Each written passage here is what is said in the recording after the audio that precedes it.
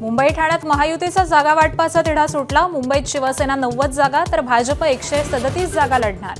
ठाण्यात शिवसेना मोठा भाऊ भाजप 40 जागा लढवणार। मुंबईत राष्ट्रवादी काँग्रेसमधील नाराजीबाबत बैठक। नाराज इच्छुकांनी नवाब मलिकांपुढे मांडली तक्रार।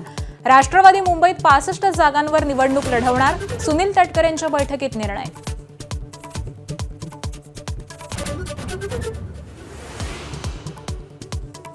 पुण्यात दोन्ही राष्ट्रवादी एकत्र निवडणूक लढवणार। आणखी एका एबीपी माझाच्या बातमीवर शिक्कामोर्तब। 40 जागांवर शरद पवारांचे तर उर्वरित 125 जागांवर अजित पवारांचे उमेदवार लढणार।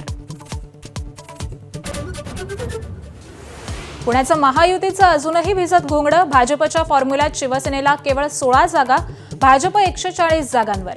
आज मुंबईत शिक्कामोर्तब होण्याची शक्यता।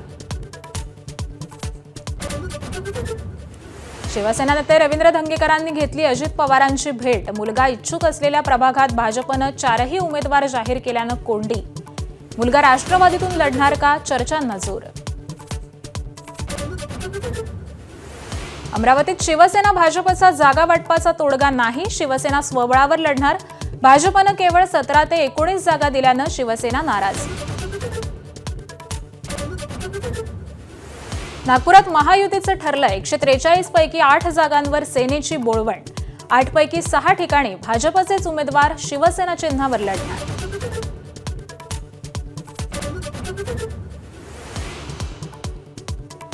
कोल्हापुरात संभाव्य नावं येताच भाजपच्या धनश्री तोडकरांकडून आत्मदहनाचा इशारा। भाजपकडून आर्थिक परिस्थिती नाही असं कारण सांगत तिकीट नाकारल्याचा दावा। आज पक्ष कार्यालयासमोर आत्मदहन करण्याचा दिला इशारा।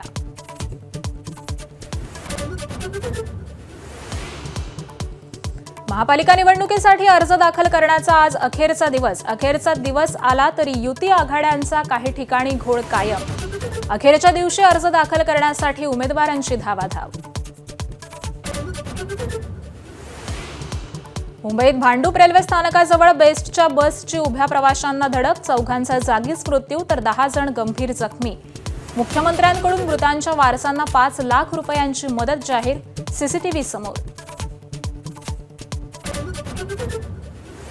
बांगलादेशच्या माजी पंतप्रधान खालिदा जिया यांचं निधन। वयाच्या 80व्या वर्षी घेतला अखेरचा श्वास। अनेक दिवसांपासून होते आजारी।